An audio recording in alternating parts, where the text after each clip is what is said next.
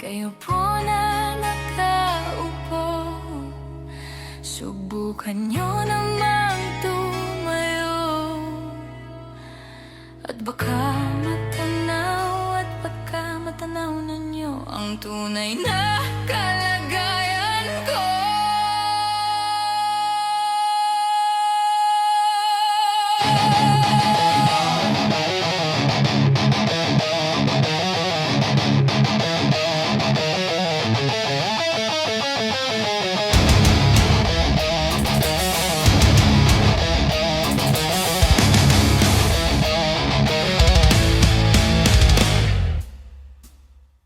Ganito kasi yan eh. Tao po, nandyan po ba kayo sa loob ng malaking bahay at malawak na bakuran?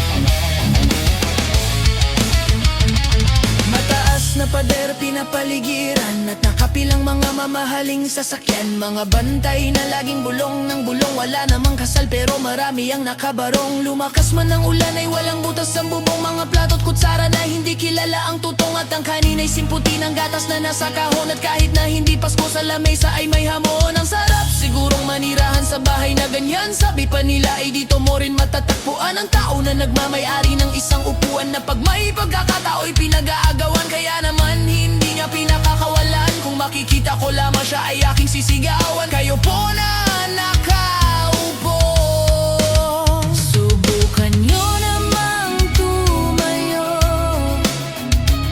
at baka matanaw ninyo ang tunay na kalagayan ko. Mawalang galang na po. sa taong nakaupo. Alam nyo bang pantakal ng bigas namin ay di puno?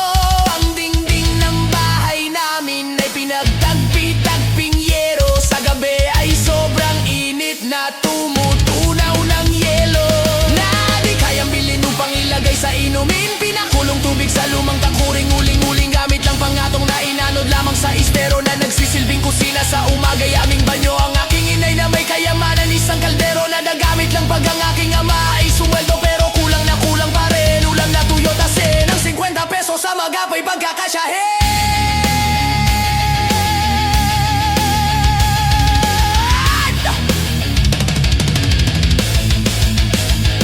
Di ko alam kung talaga maraming harang o mataas lang ang bakod, o nagbubulag-bulagan lamang po kayo.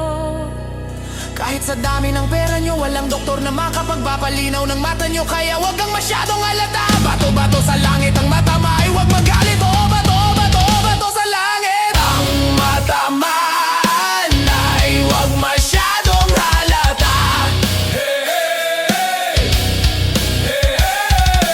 Wag kang masyadong halata. Wag kang masyadong halata.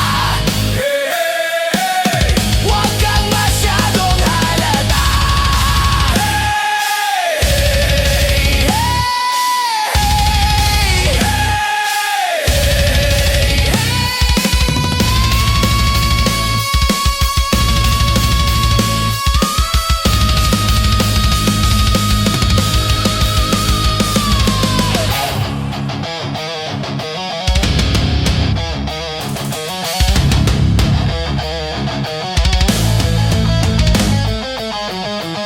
Korupsyon! Yan ang kalawang sa ating bayan. Korupsyon! Kinakalawang na ang kinabukasan. Pera sa bulsa, dugo sa kalsada, pangakong papel pero gutom ang masa. Isigaw mo! Hestisya! Isigaw mo! Katotohanan! Isigaw mo! Pilipinas gising! Huwag na tayong maging bihag ng isang upuan.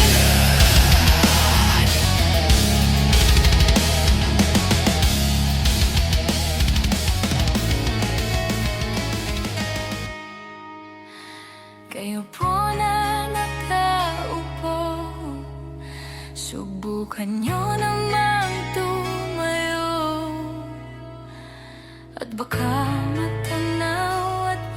matanaw ninyo ang tunay na kalagayan ko.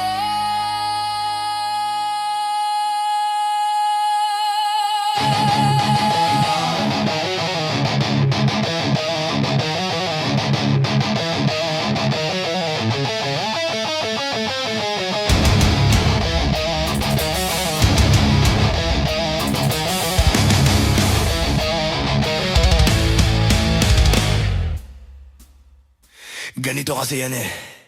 Tao po, nandiyan po ba kayo sa loob ng malaking bahay at malawak na bakuran?